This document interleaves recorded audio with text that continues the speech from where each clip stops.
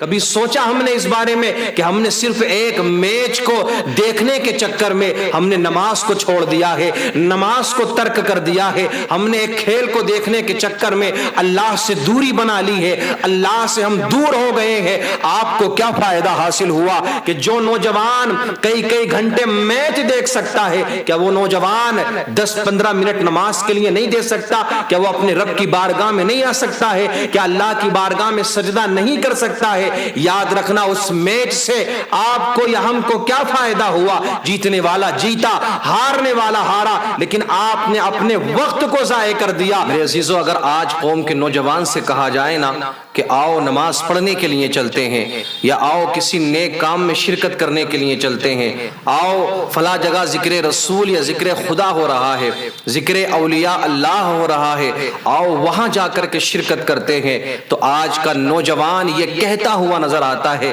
کہ ہمارے پاس میں وقت نہیں ہے، ہمیں ٹائم اتنا نہیں مل پاتا ہے کہ ہم نماز پڑھ سکیں، ہم دن میں 5 وقت کی نماز کو ادا کر سکیں، ہمارے پاس میں اتنا وقت نہیں ہے کہ ہم کسی نیک کام میں شرکت کر سکیں، ہم کسی جگہ پر جہاں نیک کام ہو رہا ہے وہاں جا کر کے ہم حصہ لے سکیں۔ لیکن میرے عزیز، سب سے بڑا معاشرے کا المیہ یہ ہے، درد یہ ہے، وہ نوجوان کہ جو 10-15 منٹ کے لیے نماز پڑھنے کے لیے نہیں آ سکتا، جو چند گھنٹے کسی محفل میں شرکت نہیں کر سکتا، جو تھوڑے سے وقت کے لیے کسی نیک کام میں شرکت نہیں کر سکتا، کسی نیک کام میں حصہ نہیں لے سکتا۔ لیکن یہی نوجوان آپ کو 3-3 گھنٹے سنیما گھروں میں فلم دیکھتا ہوا نظر آ جائے گا، یہی نوجوان کئی گھنٹے آپ کو کرکٹ میچ کھیلتا ہوا نظر آ جائے گا، یہی نوجوان کئی گھنٹے اپنے گیمز میں بگاڑتا ہوا نظر آ جائے گا، یہی نوجوان جوئے میں، سٹے میں اپنے وقت کو برباد کرتا ہوا نظر آتا ہے۔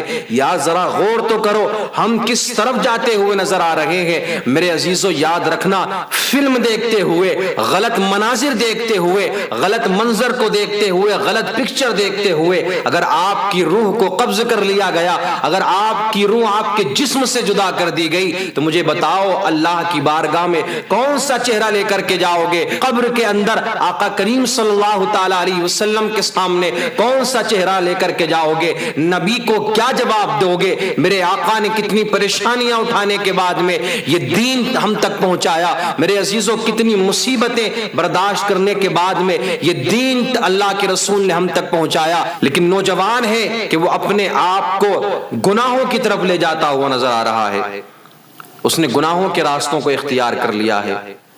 کبھی ہم اس بارے میں سوچتے نہیں، کبھی ہم اپنی قبر کے بارے میں نہیں سوچتے، کبھی ہم یہ نہیں سوچتے کہ ہاں ہمیں موت بھی آنی ہے۔ اور میرے عزیز، قرآن مقدس کے اندر یہ تو بتایا گیا ہے کہ ہر نفس کو موت کا ذائقہ چکھنا ہے، انا للہ و انا الیہ راجعون، ہم اللہ کے لیے ہیں، ایک دن ہمیں لوٹ کر کے جانا ہے، لیکن وقت متعین نہیں ہے، کب کس کی آ جائے یہ کسی کو پتا نہیں ہے۔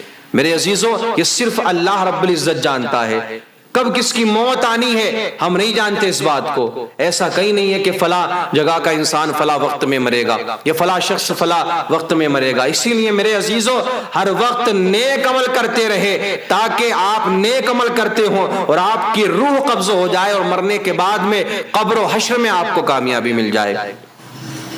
آج نہیں دیکھا آپ نے کہ جب بھی انڈیا پاکستان کا میچ آتا ہے، خاص طور سے یوں تو میچ کے شوقین آپ کو اتنے لوگ مل جائیں گے کہ جن کو ہر وقت صرف اسی چیز کی پڑی ہے، یہ صرف ایک کھیل ہے کہ اسلام کے اندر اس کی بھی گنجائش ہے۔ اپنے نماز کو میچ کے چکر میں چھوڑ دیا۔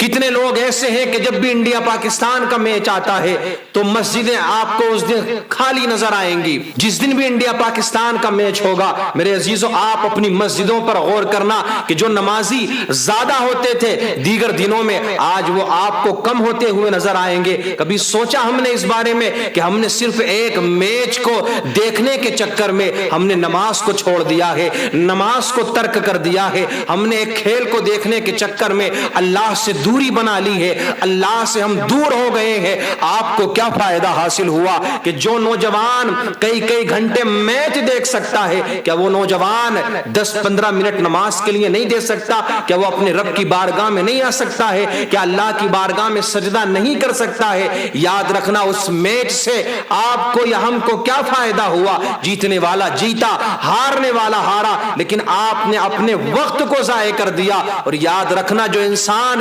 وقت کو ضائع کر دیا کرتا ہے اس کو حساب بھی دینا ہے قبر کے اندر جا کر کے, اور وہ انسان ہمیشہ برباد ہوتا ہوا نظر آتا ہے. اپنے وقت کو ضائع کرنے والوں, اپنے قیمتی اوقات کو فضول کاموں میں خرچ کرنے والوں, اپنے وقت کی قدر کرو. یہ زندگی کے جو لمحے اللہ نے ہمیں عطا فرمائے ہیں یہ دوبارہ لوٹ کر کے آنے والے نہیں ہیں, یہ پھر میسر نہیں ہوں گے. جو گزر گیا وہ گزر گیا.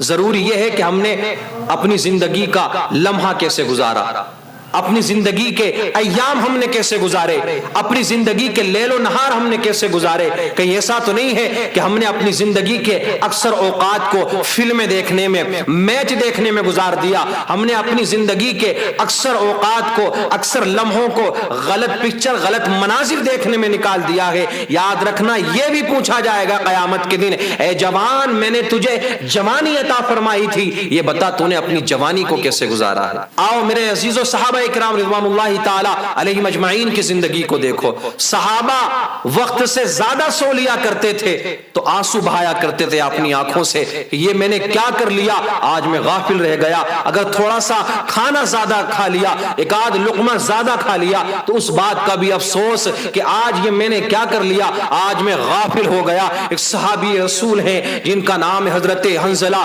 رضی اللہ تعالی عنہ. آپ حضرت ابو بکر صدیق رضی اللہ تعالی عنہ کی بارگاہ میں آتے ہیں, عرض کرتے ہیں یا ابا بکرن, آج میں منافق ہو گیا. اے ابو بکر, مجھے ایسا لگتا ہے کہیں میں منافقوں میں سے تو نہیں ہوں, کہیں میں منافق تو نہیں ہو گیا. میرے عزیزوں, منافق کس کو کہا جاتا ہے؟ جس کے دل میں کچھ اور ہوتا ہے, ظاہر میں کچھ اور ہوتا ہے, باطن میں کچھ اور ہوتا ہے. حضرت ابو بکر صدیق رضی اللہ تعالیٰ عنہ سوال کرتے ہیں, اے حنظلہ ذرا یہ تو بتا کہ تو اپنے آپ کو ایسا کیوں کہہ رہا ہے, تو اپنے آپ کو منافق کیوں کہہ رہا ہے؟ حضرت حنظلہ کہتے ہیں, اے ابو بکر, جب میں اللہ کے رسول کی بارگاہ میں ہوتا ہوں, جب میں رسول کے قریب ہوتا ہوں تو اللہ سے دل لگتا ہے, ایسا لگتا ہے کہ میں اللہ کے قریب ہوں. جب میں رسول کی بارگاہ میں ہوتا ہوں تو اللہ سے دل لگتا ہے. لیکن اے ابو بکر, جب میں گھر چلا جاتا ہوں تو میرا دل بدل جایا کرتا ہے, میرا دل ایسا کیوں نہیں رہتا, اس لیے مجھے ایسا لگتا ہے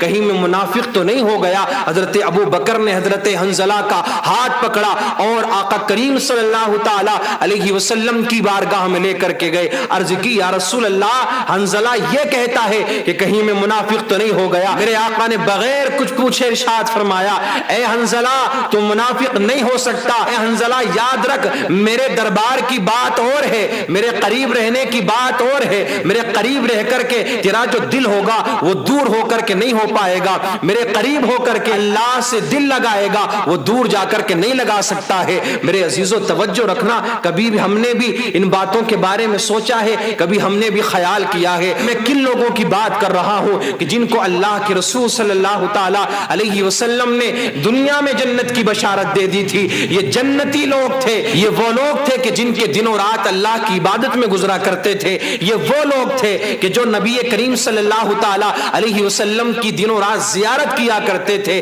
لیکن کبھی ہم نے سوچا کہ ہمارے دن و رات کیسے گزر رہے ہیں, کہیں ہم تو منافقوں میں سے نہیں ہو گئے,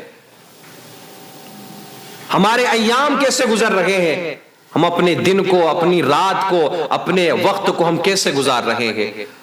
محفلوں میں جا کر کے نعرہ لگانے والوں, نبی کے نام پر جان بھی قربان ہے, نبی کا دامن نہیں چھوڑیں گے, ولی کا دامن نہیں چھوڑیں گے, امام حسین کا دامن نہیں چھوڑیں گے. یہی نعرہ لگانے والا رات کو بستر میں غلط منظر دیکھتا ہوا نظر آتا ہے, غلط پکچر دیکھتا ہوا نظر آتا ہے. یہی نعرہ لگانے والا رات کو بند کمرے میں جا کر گناہ کرتا ہوا نظر آتا ہے. کبھی ہم نے بھی سوچا اس بارے میں؟ آؤ امیر المؤمنین سیدنا عمر فاروق اعظم رضی اللہ تعالیٰ عنہ کی زندگی کو پڑھ کے دیکھو. روایت کے اندر آتا ہے کہ سیدنا عمر فاروق اعظم رضی اللہ تعالیٰ عنہ آپ اپنے پاس میں بستر کے نیچے ایک چابک رکھا کرتے تھے. جب پورا دن مخلوق کی خدمت کرنے کے بعد میں، اللہ کی عبادت کرنے کے بعد میں رات کا وقت آتا، چابک لیتے اپنے پیروں پر مارتے اور کیا کہتے تھے؟ اے عمر، کہیں ایسا تو نہیں ہے کہ تجھ سے اللہ کی نافرمانی ہو گئی ہے؟ کہیں تو نے نافرمانی تو نہیں کر دی؟ یہ کس کا حال میں بتا رہا ہوں؟ یہ وہ لوگ ہیں کہ جن کو اللہ کے رسول نے دنیا میں جنت کی بشارت دی تھی. وہ عمر فاروق اعظم کے جن کو دیکھ کر کے شیطان بھی اپنے راستے کو بدل لیا کرتا تھا، جن کو دیکھ کر کے دشمن اسلام کانپا کرتے تھے، یہ ان لوگوں کے تقوی کا عالم تھا. وہ تو بھول جاتے پھر ساری چیزوں کو. جب اللہ کے رسول نے جنت کی بشارت دے دی، پھر کیا ضرورت ہے نمازیں پڑھنے کی، عبادت کرنے کی؟ لیکن میرے عزیزو، ان کے دن و رات اللہ کے خوف سے روتے روتے گزرا کرتے تھے. اب بھی وقت ہے میرے عزیز، زندگی کے یہ لمحات، یہ ایام اللہ نے عطا فرمائے ہیں، تو اپنی زندگی کو بہتر بنائے اور آخرت کی تیاری کرنا شروع کریں، قبر کی تیاری کرنا شروع کریں. آخرت میں رب کی بارگاہ میں حاضر ہونا ہے، چہرے کے ساتھ میں رب کی بارگاہ میں حاضر ہوگے. اللہ کے رسول کو کیا چہرہ دکھاؤ گے؟ یہ بات یاد رکھ لینا، جب بھی گناہ کی طرف جاؤ، جب بھی کوئی غلط مناظر دیکھنے کا من ہو، جب بھی کوئی ایسا کام آپ کرو کہ جو شریعت نے جس کو منع فرمایا ہے، ناجائز و حرام ہے، تو یاد رکھ لینا، یار میں اس کے قریب نہیں جاؤں گا. یہ قبر میں نبی کو چہرہ بھی دکھانا.